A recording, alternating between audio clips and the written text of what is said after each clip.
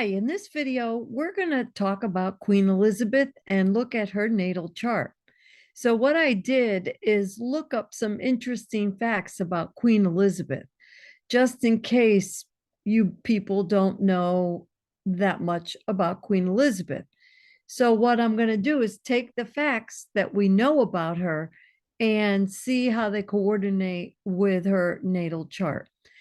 Because a good natal chart reading would have the person sitting across from the table, and it would be conversational, and we would ask about the different configurations to see if the keywords that the astrologer is using make sense, because there are multiple keywords for each sign, planet, aspect, and house. So without further ado, we are gonna dive into this, and I will share the screen. And if you don't already know me, I am Ev Zervudakis, founder of Holistic Healing Astrology. So this is the natal chart of Queen Elizabeth II. She was born April 21st, 1926 at 2:40 a.m. Greenwich Mean Time, London, England. So the first thing is that she loved horses, animals, and she is a Taurus, right? At 0 degrees, which means that she totally embraces the sign of Taurus, which is an earth sign and a simple type of a sign, which means that it's a fixed sign, but simple. They like simplicity, comfort, down to earth things. Sagittarius is values, rights, law enforcement, beliefs, higher education, worldwide travel, a bunch of keywords, publishing, and big animals like horses and things like that. So there's an echoing in the chart about animals, and here Taurus animals as well. So I'm going to look at my notes. She loved horses. Her first horse was named Peggy, and she owned throughout her whole life 30 Corgis, specific type of dog. And it's been said that she owned an elephant, 2 giant turtles, a jaguar, and a pair of sloths. So you could see how she really loves animals.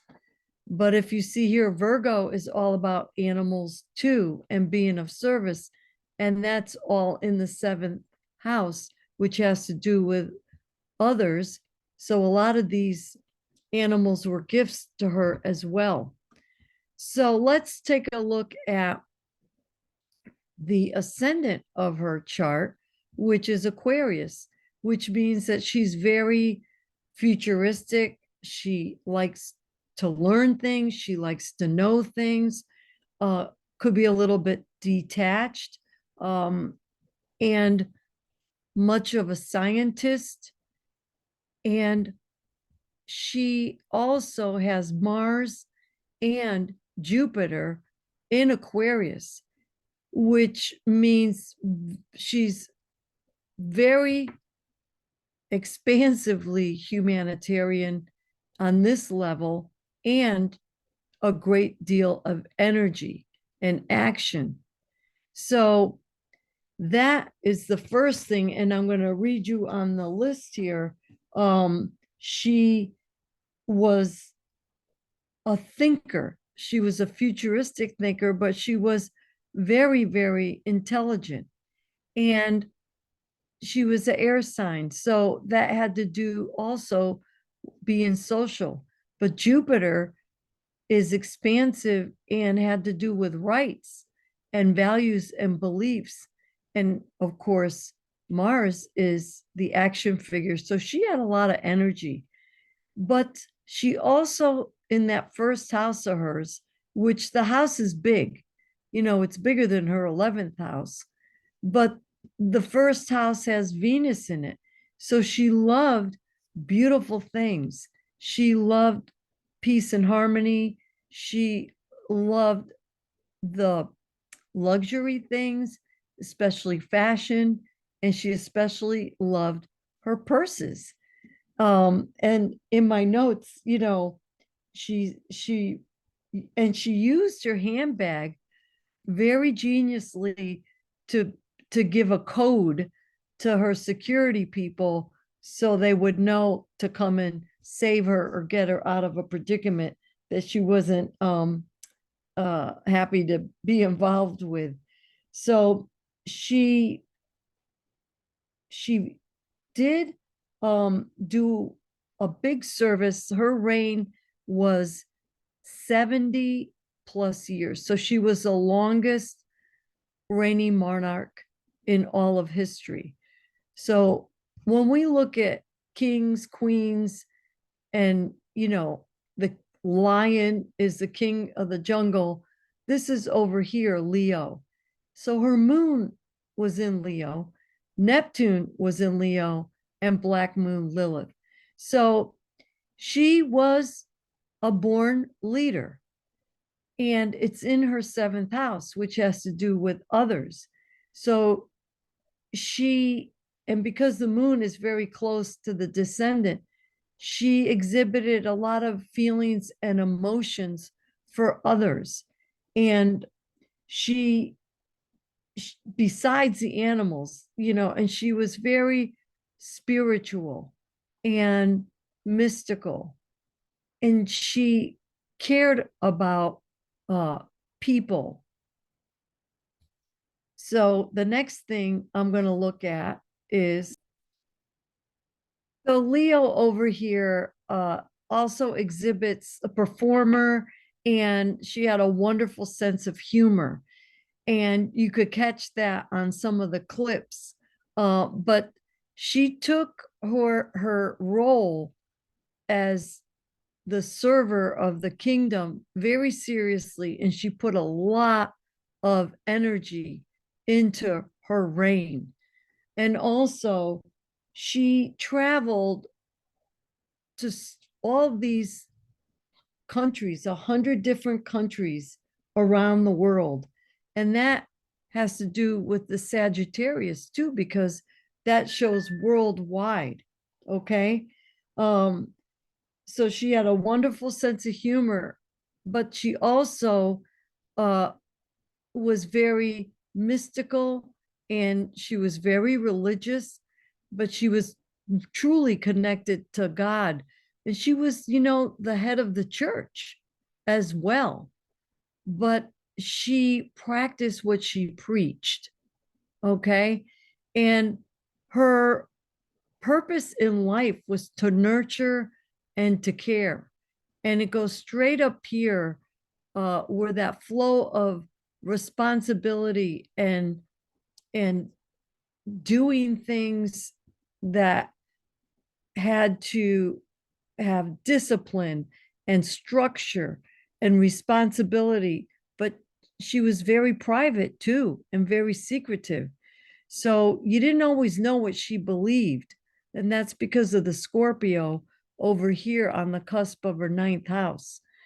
But Sagittarius also is in its natural house of Sagittarius, the ninth house, which had to do again with the overseas travels and adventure, being famous worldwide.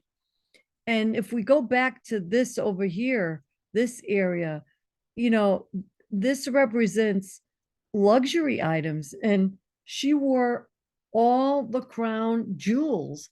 And this, those pieces were worth a fortune. However, because she was so practical, excuse me, over here on this side of the chart with her sun next to Chiron, she was a healer, and she did have trauma in her early life. I mean, look at all the trauma, all the Scorpio losses that she encountered. She was not born to be a queen at all. but she did take her oath very seriously, and she did it with great enthusiasm. But the thing was, she was very simple and practical. And like, she even bought her wedding dress with World War II coupons. And she was a mechanic and a truck driver in the military as well. And this all has to do with her finances and her uh, sense of who she is, her self-worth, and her possessions. So she's got Uranus, which is her ruling planet, in the second house. But again, it's in the sign of Pisces, which has to do with the magical, the mystical. But she, that magic, that pomp and pageantry uh, goes here with, it was divinely orchestrated for her to exhibit this flair, and this is also magical, and uh, a way to escape that pomp and pageantry. So over here, the way she communicated was very brilliant and genius, but on a very, very spiritual level. So that is very important when you look at a chart. So she was very much into caring, and Pluto, the planet of transformation, great wealth, was conjunct next to her North Node in Cancer.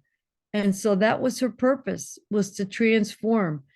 And she did make a lot of changes. But at the bottom of her chart, her operating system is Gemini. And the cusp of the fifth house was Gemini.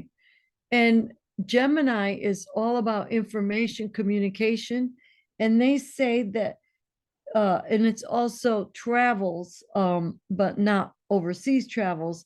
But she was homeschooled, and she learned French, German, and music.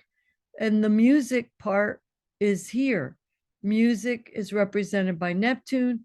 Music is represented also over here by Pisces. So that was in her first house.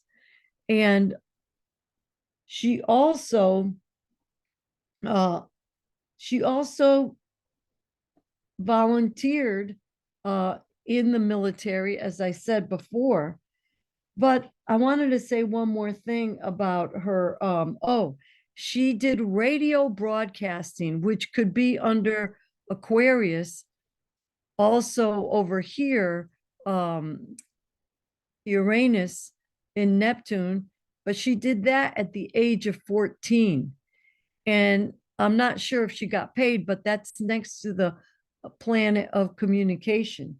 And she was quite the communicator because, she was able to go all around the world and build a rapport with all the leaders around the world over those 70 years. And it's been said that she wrote how many Christmas cards? Let me find that data. She wrote 50,000 Christmas cards in her lifetime. And that's all Gemini, you see? And she also was a communicator, like with radio broadcasting. And the last thing I'm going to say is that she did travel around the world a lot, but she learned through homeschooling, she learned congressional, actually it was constitutional, um, my notes here, constitutional law, which is represented by Sagittarius, and she really applied that in her profession. And the ruler of her midheaven, which is Jupiter, goes right to who she was. So she was quite the futuristic queen. She lasted for 70 years as a monarch, but she was very futuristic. Like, she had to learn how to watch the TV and all these electronics that came on board to do emails and all that. So she kept up with the times, but honestly, she was she loved her freedom. And what a position to be in, to be under the microscope the whole time and yet have her freedom. And, Scorpio, which is up here in the eighth and the ninth house, that represents that she kept things secret, uh, because she didn't let people know that she was pregnant, because she took her duty very passionately. And she also was, you know, always putting others first over here, even to a fault. Like, her kids didn't come first, the monarchy was first. And what grounded her was the animals and being in nature. She was known to take walks, have walk meetings with the different people that she had to have serious conversations with. And she was very slow to react. However, she was very bold and courageous. And it went right straight to her, you know, prosperity, joy up here in 1 degree Scorpio. She loved her privacy, and she did that very well. She made sure that only certain things were let out, and we don't know what she would say to us if we were to give her the reading. However, I'm sure that the royal family does and did and continue in the future to use astrologers, because astrology goes back 6,000 years that we know of, and it might even be older. So I hope you liked the video. If you're interested in classes, buy books, uh, have our services. We do natal chart readings, forecasting. Check our website, check our TikTok, our social media, and follow so you never miss a YouTube. We try to post one at least twice a month, but sometimes more, especially now with so much going on in our world. Thank you again. Ev Zerverdakis, Holistic Healing Astrology. Have a great day.